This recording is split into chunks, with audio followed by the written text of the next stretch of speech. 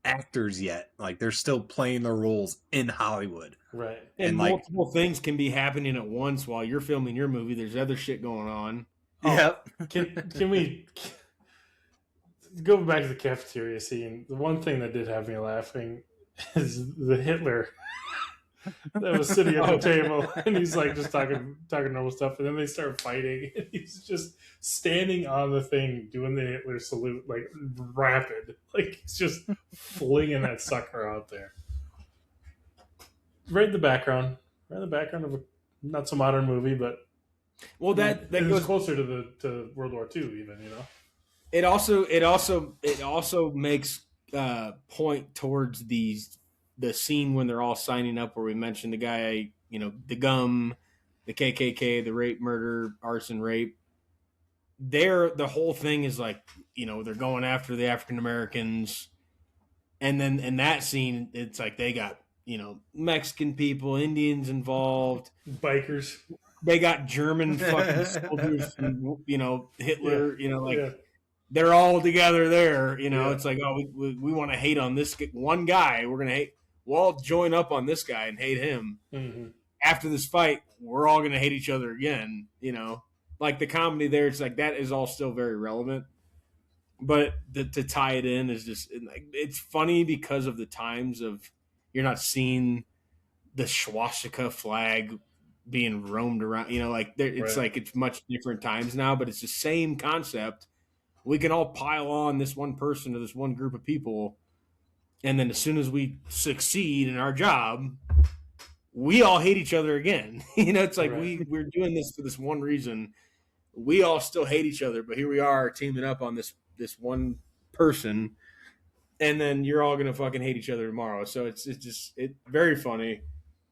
Like I said at the beginning, very clever, very dumb movie, but extremely clever. Richard Pryor was gonna be the lead, and here's the dog. That would have been legit. There it is. But he did co-write it though. No, he did, but he was like cut out of it. Because of the drug use, whatever. Do you think it would have been too much, though? That's what I was thinking. Like, I think he would have been a little bit too much, but like, I'm not like a Richard Pryor expert. I just like no, but I know his movies a little bit, and I kind of think he would be. Cleveland Little absolutely crushed it. I think that's why I was like looking at it, and I couldn't see Richard Pryor being the lead in this. Like he was like, I get why he was the writer in this, but like, I liked the actual lead better. Yeah. Well, you kind of see Richard Pryor's humor in this quite a bit as well. Yeah. So I feel like he was meant to be a writer for this instead of the lead. But I mean, that tale is old as time, where this actor could have been there and then this person got it instead and they became the icon. I mean, almost every popular movie has kind of a story like that. I didn't know who Richard Pryor was until I just Googled it. That's wild. Now you know why you didn't like the movie. Dog. Where'd he grow up at? Right under a rock? Goddamn fucking backyard. Chris, I just said I didn't know who he was. Do you think I knew where he grew up at? No, I'm not. Dude, like, come on, man. I just think of Matt Pryor, and he pitched for the Cubs. Probably not as funny. That's what I know. Yeah, he also had a fucking shoulder injury. I'm telling you, like, Richard Pryor is... Was he in the movie? Producer. He's a co-writer. Right? He was gonna be the star. Dog, you don't know who Richard Pryor is? I feel like you're from Peoria. No, don't. Yeah, that's. I just said his name. Technically, aren't you from like Germantown Hills or something? Germantown Hills, Illinois. Yeah, so he wouldn't know. His grandparents from Peoria. Peoria. Chris just pissed. He's just pissed. What do you? I can't believe he doesn't know who Richard Pryor is. We can move on from this, and yeah, just go ahead. Blazing Saddles was the first movie to incorporate audible flatulence. So the baked bean scene is actually kind of important. Mongo was a NFL player for the Detroit Lions. Alex Karras, I don't know who the hell that is.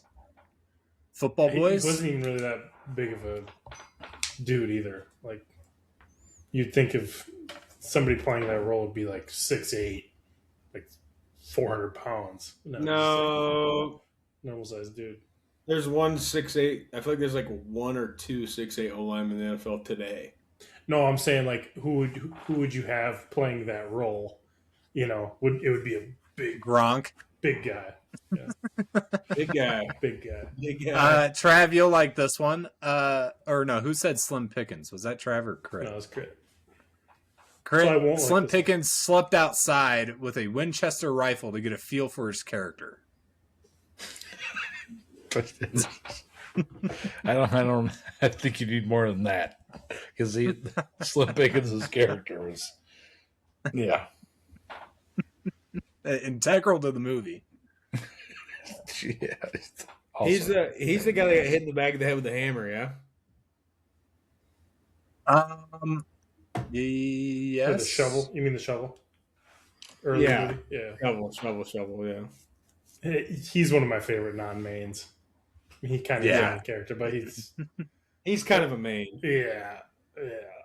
He's not the Waco. He's not the Waco kid. No. But Lily Von Shtupp got nominated for an Oscar for her role in this. Pretty sure you guys said you hated it. Yeah. No thanks. Hated her voice. She shouldn't even been nominated. Sorry. I don't know.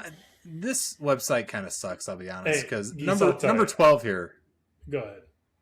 I was just going to say, number 12 here is many people consider Blazing Saddles one of the greatest comedies ever made. Like, that's a fun fact. I'm going to say this. You're losing me on the fun facts. Well, you know what? When I read the first one, it sounded a lot better in my mind. So I apologize.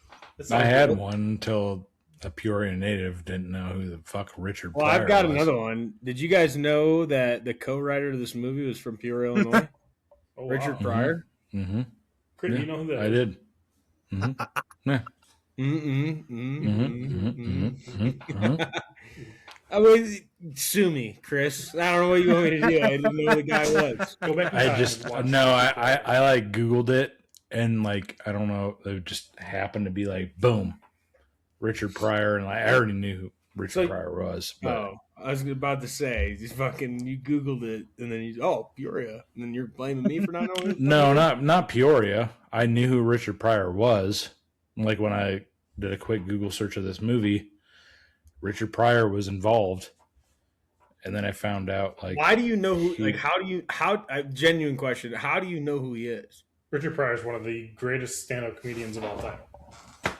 If not, like this is a Geese clip right here. You should probably be careful. He gets a warning. Mm-hmm. I'm being genuinely honest. That is. How is this being dumb when it's just genuine ignorance? Dude, this is like Peoria knowledge. Like you come out the womb. Clearly, it's not world knowledge, man. You're living under a rock. I can't wait to hear what Marty Knocktree has to say about this. Yeah, this is dude. Yeah. Oh, I can't wait for that. He's gonna knock me down and take my birthday away this year. They should. Yeah, give me a fucking Navy Club beer. It's fucking you and fucking you. Man, Richard Pryor. Yeah, Good man. Now I know who he is. Yeah, you should. Shout out me for knowing who Richard Pryor is. No little history lesson. Might give myself an Oscar next week for knowing Richard Pryor. Good idea for a series. I like the director choice series. I think this series has helped us build on new ideas going into what we're about to show, but then moving into a head-to-head. Like, those ideas, we need more of them. This helped us build on it. Anything that anybody can give us, Marty Knockstreet's name's been sent out a lot. Give us an idea. Anybody, like, listening, we're going to continue to come up with them because we fucking rock. Or as my father would like to say, we fuck. We're going to get ideas. It would be much more fun to listen to ideas from you guys and then deliver them. Don't just give us movies. No. Give us ideas to find movies to put on a wheel. Mm-hmm. DJ, no requests. Yes. Your movie's not going to get watched just because you don't put Richard Pryor movies on the wheel. Most of our comments are from parents of the podcast anyway. So your dad would have requested those. I guarantee. Like, who the fuck's that guy? Would love some ideas. I think we've got really good ones in the back pocket. Cat's been out of the bag for a few weeks now, but the live stream, we're going to work towards troubleshoot, try to figure it out for the Oscars day. But very fun series. Blazing Saddles, again, We'll Die on the Hill. One of the dumbest movies I've ever seen in my life. Very clever, very well done. Mel Brooks is very, very good. One of the guys, like Chris Farley, I'd say, to compare. I know Mel Brooks is still alive, but he's not making movies like this anymore. You wish you could see what they could do now. Like the reason I compare Chris Farley is I think he would have been one of the funniest people. Not but still would be, or would have. He'd be like up there with Will Ferrell, kind of. Continued to be. And people don't even like him. It's like nowadays people don't like people that are funny. But exactly, like Chris Farley would have been this. Mel Brooks making movies in today would have been very funny because we all know what a joke is. So it's you can pick up on it. So ending things off with Blazing Saddles, not only outdated comedy, but very different than the three other movies that we did get on the wheel. So incredible series. Excited what we're going to come up with moving forward. I know we've got the next couple series planned out. One of them live on the show today. Troubleshooting the Oscars live is going to be fun. We have to do it. Absolutely have to. I don't care if anybody watches it. The YouTube video will be there forever for you to check out. Yep. So getting the Oscars live in about a month, a little over a month and 2 days, but February is short, so about a month. But with the Oscars coming up, debated a couple different ideas. What we landed on would be the best picture movie from the last 15 years of movies we haven't done on the podcast. Got a little surprise comment we will make. Might have our first ever surprise dropped episode on the Extra Butter podcast. But we came up with the wheel that will be the best picture movies that have won essentially best movie of the year over the last 15 years from 2023 to 2009, I believe. We haven't done any of them. I think there's only 2, potentially 3. There's an internal debate on if I believe Moonlight, don't know what year that is, might have been on the wheel, but Oppenheimer 2023, Parasite 2020 recently have been on some wheels. But moving into the new series of Oscars Best Picture Awards of the last 15 years. What a wheel. Can anybody look at this wheel? I think let's all do it. I know we talked pre-pod. I have seen 2 movies on this wheel out of 15. I think I've seen like 3. 1,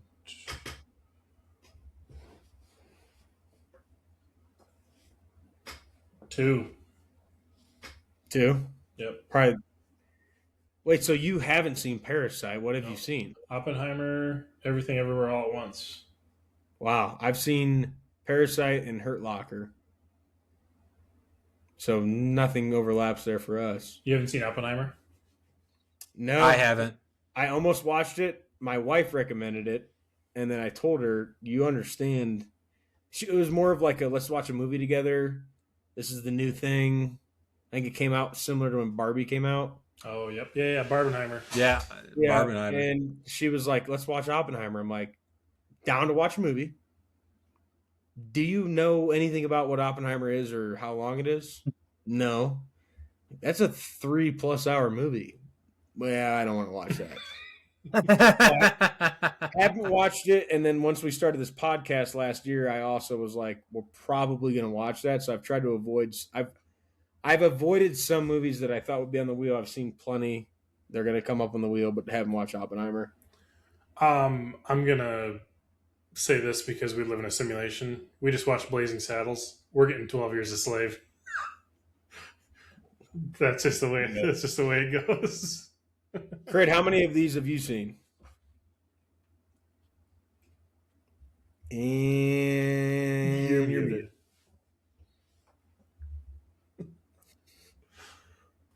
Can you hear me? Yep. Oppenheimer in Spotlight. So nobody's seen more than 3. Geese, I think you said maybe her. I said 3. It's 2. Yeah, you said you saw like part of 1. King's Speech and The Hurt Locker. I've seen. Hurt Locker's on Netflix right now. I think I've seen a little bit of what's the water one? Shape of Water. Shape of Water. All right, so pretty good list of things we haven't seen then. Trav says 12 Years a Slave. My favorite color is green. I'm going to go with the Green Book. I'm going to go Shape of Water.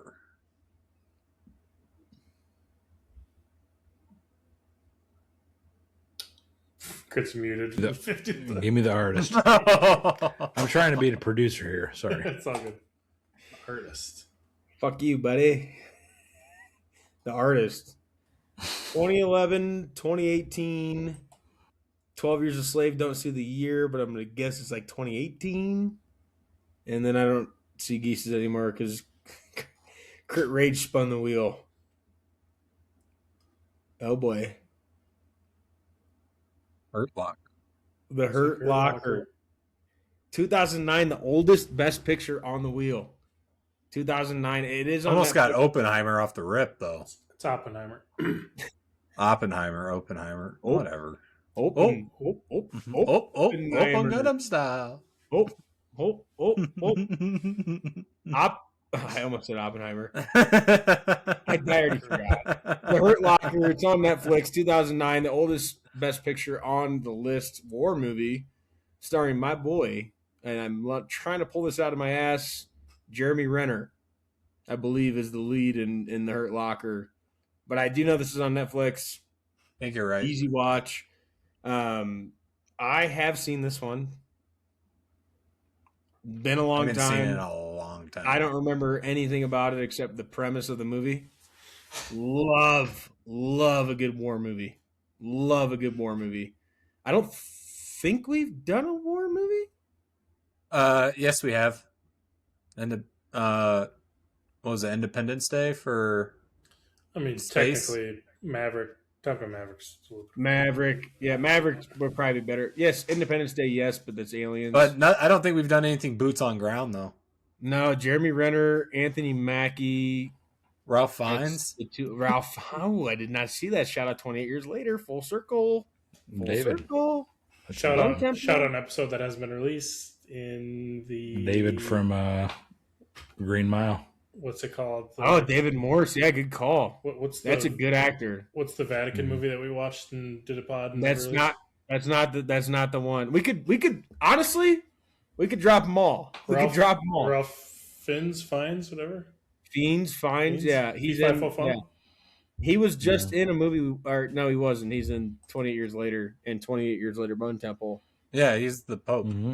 Right. I just was thinking like we just did a pod on him, but we didn't. It's just me talking about 28 Years Later. Schindler's List too. What's the name of the movie I was thinking of? Covenant. Yeah. Yeah. So that just gave me an idea. We've done a unreleased podcast on last year's Oscar movies. Anora wasn't on the list because we've done that podcast before. The quality's not good. It's audio only too. Audio only, no video. Anora, Covenant, The Brutalist, and the movie I love the most that I never remember the name, with Culkin and what's he in? Jesse I know Eisenberg. what you're talking about. What one is that? Oh my god, we looked it up like 2 weeks ago. Still can't think of it. Somebody get this for us. That's one of our better. That's me. Oh God. Get fucked. Let me just Google it. The hammer on the keyboard. I thought he was. I was pulsating in my brain.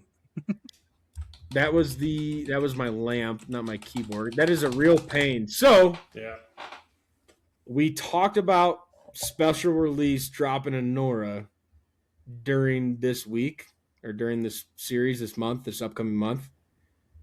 We've got four pods in the back pocket that would also probably make people laugh.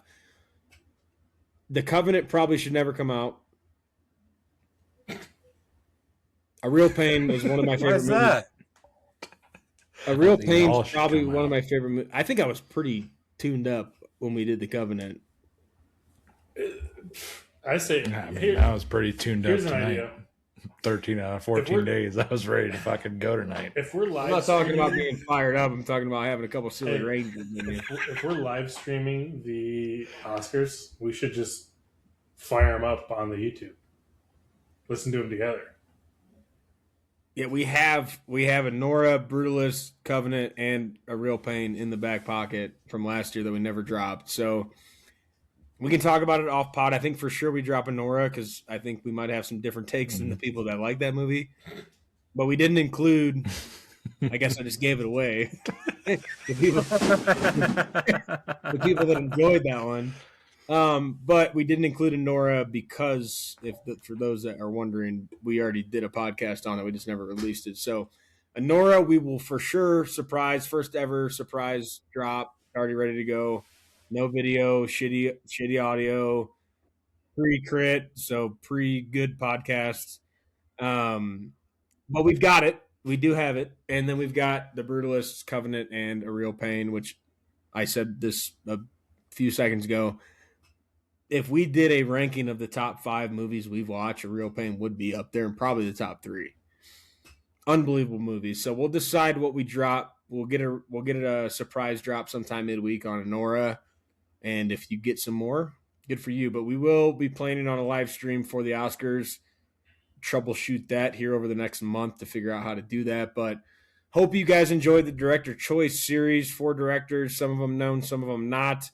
Couple repeat offenders on the wheel in the best pictures of the last 15 years, minus Nora. Very interested to see what wins Best Picture this year. I feel like we are very more in tune with movies and being in theaters now.